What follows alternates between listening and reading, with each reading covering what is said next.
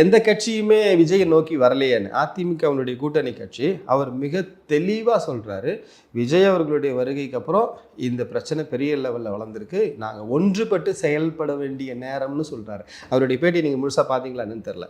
புரட்சி பாரதம்ங்கிற கட்சி ஒரு சாதாரண கட்சி கிடையாது, சாதாரண கட்சி கிடையாது. தமிழ்நாட்டில் மிகப்பெரிய வழக்கறிஞர் பட்டாளம் கொண்ட ஒரு கட்சி. ஏபிஎல்எஃப்ன்ற ஒரு வழக்கறிஞர் சங்கம் கட்சியாக மாறினது கிட்டத்தட்ட 47 ஆண்டுகள் வரலாறு கொண்ட கட்சி. எத்தனை சீட்டு கொடுப்பீங்க?